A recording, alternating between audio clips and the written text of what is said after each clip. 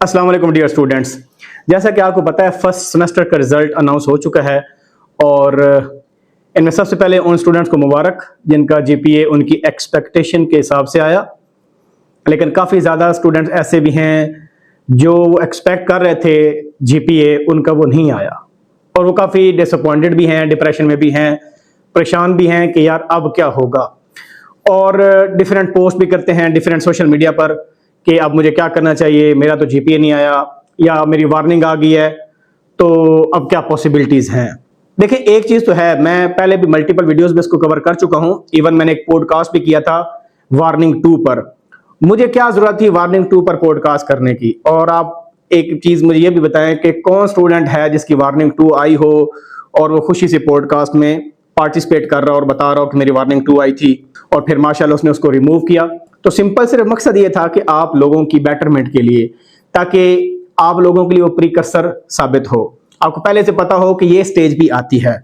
अब जब आप लोगों में से किसी की वार्निंग 1 आई है या जीपीए इतना कम है कि वो किसी को बताने के काबिल भी नहीं है, फॉर एग्जांपल किसी का 2.01 है, 2.02 है, समथिंग लाइक दैट, इवन 2.23 भी है, तो फिर भी वो थोड़े से शर्मिंदा हैं कि यार हमारा तो बहुत थोड़ा जीपीए आया है।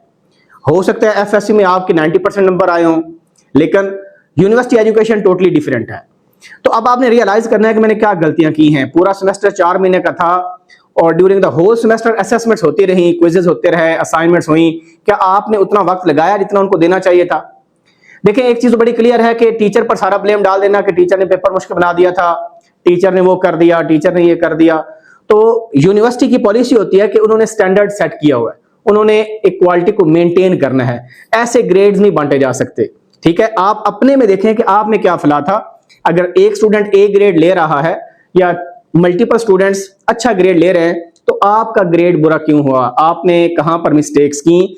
तो you have to learn from your mistakes, ये पहली नंबर चीज है जो आपने करनी है।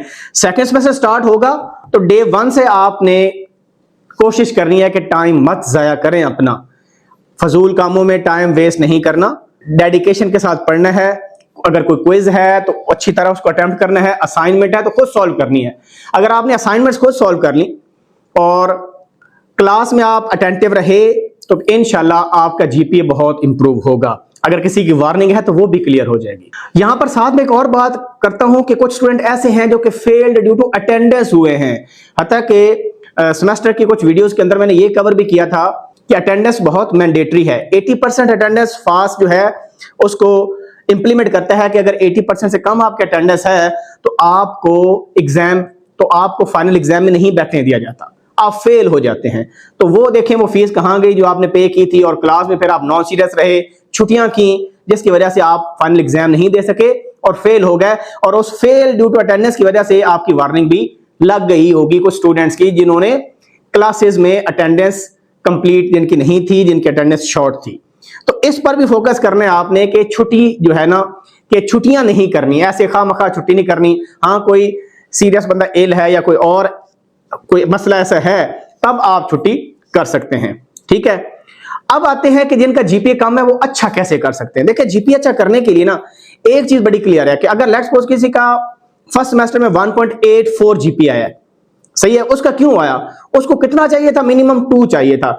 अगर आपके 17 क्रेडिट आवर हैं तो जो क्रेडिट पॉइंट्स बनते हैं, अब क्रेडिट पॉइंट्स क्या हैं बेसिकली, फॉर एग्जांपल किसी का कैलकुलस में बी माइनस ग्रेड है तो बी माइनस होता है 2.67 multiply by number of credit hour of that course, वो 3 होते हैं, तो उसको 3 से मल्टीप्लाई करें, ये क्रेडिट पॉइंट्स कंप्यूट हो गया कैलकुलस के। इसी तरह प्रोग्रामिंग फंडामेंटल का कोर्स का 3 क्रेडिट आवर है, किसी का डी ग्रेड है तो 3 मल्टीप्लाई बाय 1 करेगा, ये उसके क्रेडिट पॉइंट्स हो जाएंगे पीएफ के। इस तरह पीएफ लैब और सारे ऐड करें तो अगर 34 बनते हैं तो 34 को 17 से डिवाइड करें, क्योंकि 70 टोटल क्रेडिट आवर थे, तो तब 2 जीपी आपका बनता है।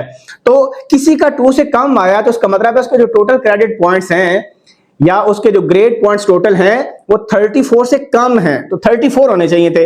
अब सेकंड सेमेस्टर में आप पढ़ेंगे, हो सकता है आपके वहां पर भी 17 क्रेडिट आवर हो या ये भी हो सकता है कि 18 हो। तो अगर 18 फॉर एग्जांपल आपके हैं तो फिर इसका मतलब है कि कम से कम 36 क्रेडिट पॉइंट्स या ग्रेड पॉइंट्स आपको अर्न करने हैं सेकंड सेमेस्टर में अलोन। और जितने कम हैं, फॉर एग्जांपल 34 चाहिए थे फर्स्ट सेमेस्टर में और आपके हैं 31, तो 3 कम हो गए। तो 3 के लिए आपको वहां पर कंपनसेट करना है कि सेकंड सेमेस्टर में कोर्सेज के अंदर सी से ऊपर ग्रेड लेना है। देखें, अगर एक कोर्स है 3 क्रेडिट आवर का और आपका उसमें ग्रेड सी आता है तो इसका मतलब है 3 into 2 कितना हो जाएगा, क्योंकि सी जो है वो 2 पर मैप होता है, 3 into 2 6, तो 6 क्रेडिट पॉइंट्स या 6 ग्रेड पॉइंट्स आपने अर्न किए। तो अगर सारे ही आपके सी ग्रेड आए तो तब आपका 2S GPA आएगा सेकंड सेमेस्टर में। लेकिन क्योंकि पिछले को भी कंपनसेट करना है, क्योंकि आपकी वार्निंग थी, तो अब आप देखिए कि कितने पॉइंट्स कम थे। अगर 3 पॉइंट्स कम है तो इसका मतलब है कि अगर आपने बी ग्रेड ले लिया किसी एक कोर्स में भी, 3 क्रेडिट आवर की फॉर एग्जांपल बात कर रहा हूं, बी ग्रेड लिया तो बी होता है 3 और 3 क्रेडिट आवर का कोर्स है 3 into 3 कितना हो जाएगा 9। तो इसका मतलब है कि सी लेने से 6 आ रहे थे और बी ग्रेड ए कोर्स में लेने से 9 क्रेडिट पॉइंट या 9 ग्रेड पॉइंट्स बन गए, तो अब आपका CGPA एग्जैक्टली 2 हो जाएगा। तो इस तरह वर्किंग करके रखनी है, कम से कम इतनी मेहनत करनी है कि सी ग्रेड तो आपने लेना ही लेना है ना सेकंड सेमेस्टर के अंदर हर कोर्स या लैब में, और फिर देखना है कि कम कितना था उसके हिसाब से कुछ कोर्सेज को टारगेट करें और वहां पर अच्छा ग्रेड लें। याद रखिए कि हर स्टूडेंट सारे कोर्सेज में अच्छा नहीं हो सकता। कुछ स्टूडेंट होते हैं जिनको कैलकुलस में बड़ा प्रॉब्लम होता है, कुछ स्टूडेंट होते हैं जो प्रोग्रामिंग अच्छी नहीं कर सकते। अब जिसका पीएफ में डी ग्रेड है और वो ऊप में ए ग्रेड ले ले, ये तो इम्पॉसिबल सी बात है। हाँ, वो बी तक जा सकता है, मे बी बी प्लस तक भी जा सकता है अगर वो ज्यादा एफर्ट पुट करे। अगर अपनी नालायकी की वजह से उसने ग्रेड नहीं लिया और उसमें पोटेंशियल था तब तो ए भी ले सकता है, इसमें कोई दूसरी राय नहीं है। तो आपने अपने स्ट्रॉन्ग जो पॉइंट है और जो वीक पॉइंट है उनको हाईलाइट करना है। अगर आपकी कैलकुलस बहुत अच्छी है फॉर एग्जांपल मैथमेटिक्स, और आपको पता है सेकंड सेमेस्टर में MVC ऑफर होती है जिसको मल्टी वेरिएबल कैलकुलस कहते हैं, अगर आपकी अच्छी है तो उसमें तो ए ग्रेड आपने लेना ही लेना है। प्रोग्रामिंग आपकी वीक है तो डे 1 से प्रोग्रामिंग पर एक्स्ट्रा टाइम स्पेंड करें ताकि उसमें भी कम से कम सी ग्रेड लेना है, और सी ग्रेड लेने के लिए आपको मेहनत चाहिए होती है। और दूसरी चीज, कोशिश करें कि एवरेज से अबव रहें, या अबव नहीं तो एटलीस्ट एवरेज पर आप रहें, क्योंकि ऑल दो एब्सोल्यूट ग्रेडिंग फॉलो होती है लेकिन प्योर एब्सोल्यूट भी नहीं है। अगर क्लास की एवरेज 50 है इसका मतलब क्या हुआ फिर कि 50 से नीचे वाले सारे फेल हो जाएंगे। तो फास्ट ऐसा नहीं करती कि जानबूझ के बच्चों को फेल करना शुरू कर दे, ऐसा भी नहीं होता। लेकिन अगर आप एवरेज पर हैं तो आप सेफ साइड पर हैं, कम से कम आपका सी ग्रेड कहीं भी नहीं गया, वो आपका पक्का है।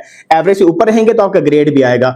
तो जो लोग फेल हो गए किसी कोर्स में, प्रोग्रामिंग में, अप्लाइड फिजिक्स में, कैलकुलस में, अगर वो कोर्स ऑफर हो रहा है सेकंड सेमेस्टर में, क्योंकि फास्ट एक अच्छी चीज ये भी करती है कि जो फेल्ड कोर्सेज हैं उनको अगले सेमेस्टर में भी ऑफर कर देते हैं ताकि बच्चे का टाइम जाया ना हो, उसकी डिग्री डिले ना हो। कुछ यूनिवर्सिटी ये करती हैं कि पहले सेमेस्टर में एक कोर्स में फेल हो गया, फिर वो थर्ड सेमेस्टर में ऑफर करेंगे, सेकंड में उसको ऑफर नहीं करते।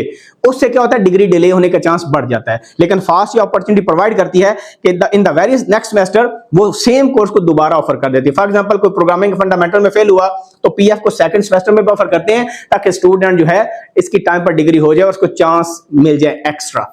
तो वो आपने लाजमी करना है। लेकिन किसी में डी ग्रेड है तो मैं रिकमेंड नहीं करता कि आप उसको इंप्रूव करें। आप सेकंड सेमेस्टर में सारे रेगुलर कोर्सेज पढ़ें और इंप्रूवमेंट ना करें कि मेरा डी ग्रेड था जनाब कैलकुलस में तो उसको मैं इंप्रूव कर लेता हूं।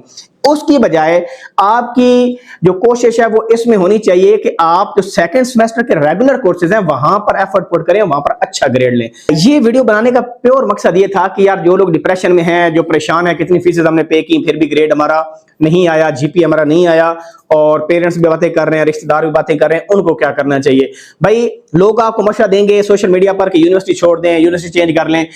देखें, जो फास्ट डिग्री आपको देती है वो आपने अर्न करनी होती है, ऐसे आपको फॉर ग्रांटेड डिग्री नहीं मिलती। ठीक है, उसके लिए मेहनत करनी पड़ती है, तो एफर्ट पुट करें इंशाल्लाह। और ये यूनिवर्सिटी चेंज करने का बिल्कुल भी मत सोचे कि मैं यूनिवर्सिटी चेंज कर लेता हूं, फलां जगह तो बहुत अच्छे ग्रेड आ रहे हैं, मेरा दोस्त पढ़ता था उसका अच्छा ग्रेड आ गया, मेरा बुरा ग्रेड आया। तो फास्ट में जीपीए कम भी है लेकिन जो स्किल सेट आपको हासिल होगा फास्ट में रहकर वो कहीं और नहीं मिलेगा। ठीक है, जीपीए सब कुछ नहीं होता, मेन चीज होती है कि at the end of your degree आपका स्किल सेट किस लेवल का है। तो मेरी बातें ये पल्ले बांध लें। फिर भी कोई क्वेश्चन हो आप कमेंट सेक्शन में मुझसे पूछ सकते हैं, लेकिन आपने डीमोटिवेट नहीं होना। ठीक है, कि फलां का ग्रेड आ गया मेरा क्यों नहीं आया, तो आप में कुछ ना कुछ कमी थी जिनको आपने अभी ओवरकम करना है। तो फिर भी कोई क्वेश्चन आपके माइंड में हो तो आप कमेंट सेक्शन में पूछें, आई विल रिस्पॉन्ड इंशाल्लाह। Best of luck for second semester. So see you in the next video. अपने ख्याल रखें। अल्लाह हाफिज़ नासिर।